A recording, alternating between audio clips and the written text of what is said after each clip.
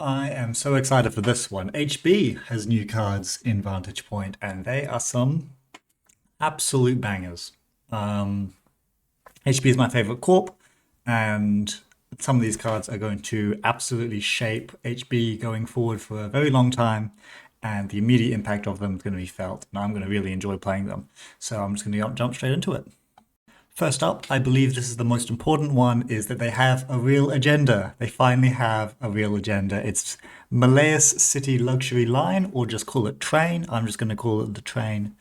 It's a 5-3. Okay, that's good. This is what HP was missing, was a 5-3 that actually had text.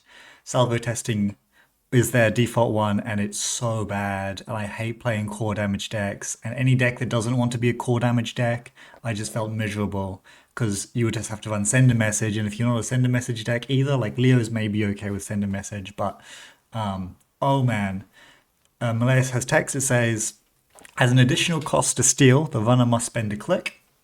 When you score this agenda, gain a click. Now that may not seem flash. That may not seem like, oh my god, this is going to break the game. But what this lets you do is whatever you want. You can put this in anything and it will kind of just defend itself. It's really difficult to steal because if you run last click, you just can't take it at all. And if you run early, like in the early turns of the game, you kind of go back in tempo if you end up stealing this, which is, you know, maybe you're still happy to take a 3-pointer, but losing an entire click is somewhat substantial in many board states. And gaining a click on scoring it is a really unique effect. It's going to be very, very, very strong. Scoring this out in like PD, for instance, and then jamming another agenda behind it, or even more flashy, playing Myoshu, which is the new Wayland card that you can only play after scoring an agenda, could be immensely powerful. Scoring and then jamming in PD is the primary one, I think, though, which is just going to be like, you may not realize how strong this is going to be. The natural defense this gives you in the remote is great. In centrals, it's so much more resilient. It doesn't force you to do any particular thing. So any like idea that you might have or deck that you want to try out, this is going to be the go-to. They don't know what they've done here. NSG has not realized that they've uncorked the genie that is, I'm going to win worlds. They've, you know, they've unleashed my potential with this agenda, even though it doesn't look that interesting. I'm going to cook up some stonkin' brews, and it's actually going to work. I promise you. So this one is 5 stars. It would be it would be 5 stars now. It's going to be 5 stars forever. Absolutely banger. Opens up so much opportunity space. 100%. Big step down from in power level here is SyncoCyclotron. It's a 3 to res, 3 to trash asset that saves the first double each turn you cost 1 click less to play. I'm going to have to temper your expectations here because even though this looks, it's got great art, it's got a cool name that no one else seems to be able to say. Even though this looks like it has some incredible text on it, gaining clicks is exciting, this does not do nearly as much as you probably think it does. It only works on the first double each turn. If that combo that you were going to do that you used a double for some reason was going to like win you the game or kill the runner, then you should just be using nano management or Bass Chiraboga, which are more flexible and are harder to get rid of. The stats of 3 to res, 3 to trash are not great. The only deck that would even consider this, in my opinion, is Flood the Market, PD, or Poetry. But I think those decks are going to be very good. And even though this might seem like, oh, it's the perfect card for those decks, it's actually kind of not great in them either. I think you would consider it as a one-of, and it wouldn't be the strongest one-of in the deck. It would just make turns like install, install, install, get your wage workers click, res SyncoCyclotron, fire, flood the market. So that's utility and that's okay. I don't think you want a lot of them. I think you consider one in flood the market, although I do think that deck's going to be very good.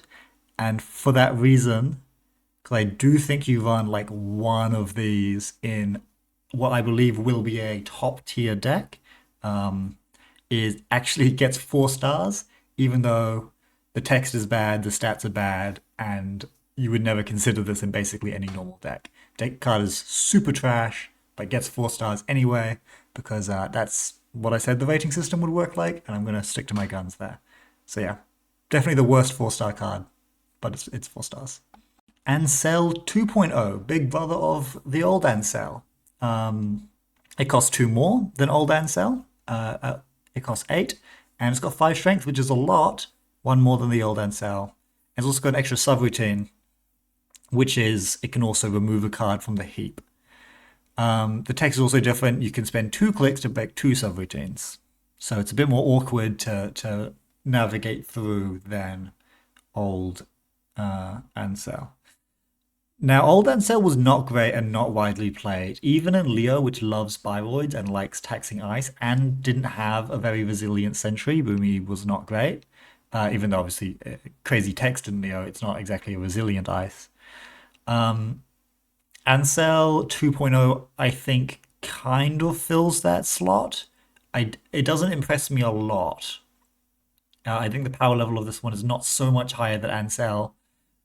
Spending more on biroids that you may have to consider trashing is not that appealing, but I think it is better than Ansel because it's quite a bit more taxing. Costing 4 for Revolver is quite a lot more than costing 2, for instance. And Revolver can't go like all the way through this twice, whereas it could easily go through Ansel twice, or 3 times even sometimes. So yeah, I'm not super sold on it, but I think it's going to be like a one of in Leo, and I think Leo is going to be a pretty good deck. So for that, it actually gets 4 stars, even though, again, this is not an especially strong card that I would expect to see anywhere imported or outside of Leo. If it's not played in Leo, and you could totally cut it from that deck, it's actually probably like a 1-star card. But I do think you try and slot one of them. I'm going to say 3 stars because I don't think it's going to be in every Leo list, actually. I think it's going to be very optional and one of the worst cards in that list. But yeah, it's alright. Reverb is another ice. 4 cost to res, 2 strength. Oof, that's bad. You do not want to be spending 4 on this. It's got 2 end the run subroutines, so Kurapira breaks this for 3, Rising Tide largely breaks this for 2. Terrible stats. What's the text that makes this all worth it? Well, it says it's harmonic, so it works with the harmonics package, which is not a great package. It's a set of subtypes from the HB Ice Suite that is not especially popular. None of them are especially strong. They kind of work together to create a package that is not especially strong. And it says the res cost of this ice is lowered by 1 credit for each unresed piece of ice. It's not crazy to say that you'll sometimes be able to res this for 1 or 2, but I think the expectation that you'll be able to play this and res it for 0 and have it be above rate is a bit of a pipe dream. It's just not going to happen very often. It's not a premium target for D-res effects because even though it's cheaper to re-res it, that's not like good. It doesn't do anything when you re-res it. I think this is not taxing. I think this is not a face check. I think this is not efficient. And I don't think it saves the harmonic package. It's 1 star. Nothing works with it and doesn't do anything. Counter to that though, you can also spend 4 credits on Sleipnir, which is a 4 strength code gate that has 3 subroutines. So we've gone from 4 cost with 2 strength and 2 subs to 4 strength with 4 strength and 3 subs. But surely the subs must be worse, right? There must be some downside to this card. Well, let's read them. You draw a card, you shuffle 1 card from HQ or archives into R&D, and you end the run. Those are fantastic subroutines, all of them. The face check is great. It's going to solve a lot of flood problems because breaking this in the early game, mid game, and late game is always going to be extremely expensive. Even if they like boomerang this and run at your HQ early, which one are they letting fire? End the run? Obviously not. Drawing a card could fix your problems or like make it less likely that they access some trash if you want to do that. And shuffling a card could fix whatever bad hand you mulliganed into. Like this could fix a lot of problems. How do you break this? Shibboleth is popular at the moment. That costs big Shibboleth 5 credits. Good Shibboleth breaks this for 5 if you want to fully break. Bad Shibboleth breaks this for 7. Oh, this is a 5-star piece of ice. I think it is best in class. I think it is better than Scatterfield, which is another very premium ice that some good decks like Alco considered splashing influence on. I think this costs 1 more, which is quite a substantial downside, but the extra sub is great. The no restriction is great. Installing a card is okay, but drawing a card and shuffling a card back on face check is much better. It's more resilient against a lot of good cards like the bypass card, Physerum Entangler costs 3 now. All the breakers suck against this. Do not sleep on Sleipnir. This is like the best code gate in the game now, I want to say. It's so good. Another ice, Vertigo. It's cute. It's 1 cost, 1 strength, code gate. Competing with the code gate slot with what I just described as the best code gate. So we'll see how it goes. When the runner passes this ice, if they have no clicks remaining, they cannot trash or steal corp cards for the remainder of the run. And the sub is just the runner loses click. Obviously, this is kind of intended to be like maybe an asset dex or stacked on top of like a Leo remote. I think there's quite a bit of redundancy though, because you're going to be running Train in basically every deck that you play, and this doesn't do anything with Train because you already couldn't steal Train last click. A lot of this time, the top take actually doesn't do anything. And the sub is not taxing at all. It does truly cost you a credit to get through this at basically all points in the game. So I'm not such a believer. Like, it's unice you could put into your flop decks, but I think if you build those decks properly, they're not hurting for money so much that you would want to run this. And the fact that it is so cheap to get through means you can't really put anything premium behind it. It's cute to have on board. I like the card. I don't think Leo needs it. Stacking your, like, this only really works in Leo if you're stacking that server quite tall, and this costs a lot more than 1 if you're stacking the server tall like that. It's not super good in the early game where you need ice to protect your centrals or anything like that. Like, this is not where you're putting it. So I think this is actually a 2 stars. Going to see experimentation in both Leo and asset decks, but I suspect we'll make the slots for neither of them. Caveat Emptor is a weird one. It's a 5 cost transaction, so competing with things like Unsay Review Hedge Fund. And it says, resolve one of the following. Gain 6 credits. The runner gets -1 allotted click their next turn. Or you can gain 10 credits and they get +1 allotted click. This is going to feel really good to play on turn 1 to like, wow, I just gained 5 credits on 1 card. That's crazy. And you're not going to realize how far behind that's going to set you, because giving the runner an extra click early is like going to be deceptively potent. You might get deep dove on turn 1. That's possible, which would be pretty bad if that happens.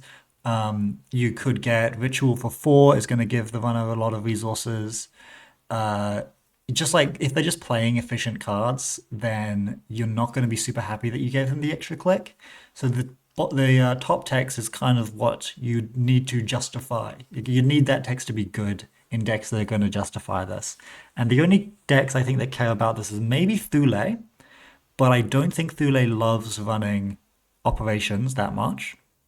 You probably would consider it, surely, but I think the best Thule decks run a lot of assets and don't really like running operations that much. Or Leo on critical turns, where you can like have the early, I can raise my expensive ice flexibility if you play it early, and also in the late game when you have money, you can play this just to deny a click on like a critical, I've installed my train with a seamless in hand turn. And I think this is going to see extensive experimentation in Leo and niche play in Thule. It could make like a flex slot in decent Leo decks, and for that I'm giving it 3 stars. It's not game breaking. It's a little bit awkward, but the fact that you can use both sides is going to allow it the flexibility that makes it not just a card. Because if it was just the top text and just got rid of a click, I would consider that to be too situational and not good in the early game. You got both sides. This is an okay card. 3 stars, yeah. Reallo brackets. Operation double costs 0. As an additional cost to play the operation, spend a click. So it's got to justify itself quite a lot, because doubles are awkward for corps to play. Choose 2 pieces of rezzed ice. For each chosen piece of ice, gain credits equal to its printed res cost, then de-res it. You better have some absolutely insane on-res effects for me to be spending a card and 2 clicks on this garbage. It does not do anything, because like if you need to re-res that ice, you're spending 2 clicks on a card to go to just do nothing. With on-res effects like Ablative Barrier, you can re-trigger their effects, which is going to be very neat, but that's threat 3, and you don't want to do that. Like, you just don't want this in your opening hand because it doesn't do anything. Going to be so many board states where you can't afford to be wasting these clicks or drawing this as a card. It's very slot inefficient. Is 4 like, okay, I'm done with protecting HQ because I've jammed my agenda. So I'm going to de-res my HQ ice and maybe I'll have money for my remote server now. But I think the lines where that's useful are going to be super narrow. Using 2 of your clicks on your jam turn to do this is awkward. I just think this is flatly bad. It goes into no decks and will not print you any money. Like, using this with Reverb is not actually going to print you nearly as many credits as just like spending 1 click on playing a hedge fund. I can tell you that. So I'm not optimistic for this 1-star card. Maybe one day. De-resing will be so valuable that I can spend my whole turn doing it, but not today. Retirement Plan rings a little bit like an old card, Restore. Retirement Plan is also a double, so works with SyncoCyclotron, but you don't put it in SyncoCyclotron decks. As an additional cost to play this operation, spend a click, install an agenda asset or piece of ice from archives. So Restore is really good in kind of like Glacier and Prison decks, because if one of your critical prison pieces got trashed, you could bring it back. But like, that was like a Mirror Morph deck, and you can't really do this in Mirror Morph because it's a double. Not being able to get upgrades means that some of the key prison pieces don't work. You can't get Mercia back, you can't get Hollow Man back, which you spent your influence on in like Leo or something like that. So currently, I don't think there's any deck that wants this, even though the effect of getting something back like this is really high potential. If you have like a single asset or piece of ice that is totally mission critical to your game plan, then that's when you start playing this. And I don't think that deck exists. I think 3 influence is quite steep if that deck ends up existing elsewhere, but like spending a click and 2 clicks and a credit to get back a FUT or some other critical piece is not that tempting to me. So I think this is, for now, a 1-star card. Long term, I expect it to see some play in future sets. There'll be something that cares about this, but I don't see it at the moment. I can't justify putting it in any of my decks that I'm brewing. So because it has no home, it's a 1-star. Unfortunate. Perfect Recall is a very, very interesting card. I would say the most interesting text on any card that we've seen in quite a while. 1 to res upgrade, 3 to trash, good stats. It says when you res this upgrade, note that because you'll forget it, but when you res it, and whenever an agenda is scored or stolen from the server or its vote, place 1 power counter on this upgrade. And you can use those power counters to reveal a card in HQ. The runner cannot steal or trash copies of that card until the remainder of the run. Wow. It's quite something. This is crazy text. It asks a lot of the corp cerebrally to be able to find the creative use cases for this. If you are not playing cleverly, this may end up not just doing anything. But if you can create board states where the things in your hand match what you're trying to protect, this effect is wild. Even with 1 counter, this could be worth it. With 2 counters, it certainly could be like game warping in the amount of denial that you can do. It can protect your HQ in some situations where you can be like, say they second click run, and all your hand is just a train, and your perfect recall is in your remote, which is nice, safe and sound. You can say, oh, I've got a train in hand. And they will access HQ, and they'll say, oh yeah, you do have a train in hand, but you perfect recalled it, so I can't take it. And then they've only got 1 click left, and they can't make that run, perhaps. They can't run back to get it again. That's like a protecting HQ use case. You can protect the remote server if you can craft your hand to match the agenda that's in the remote server, maybe with a Let Them Dream, which I'll show off later, could work.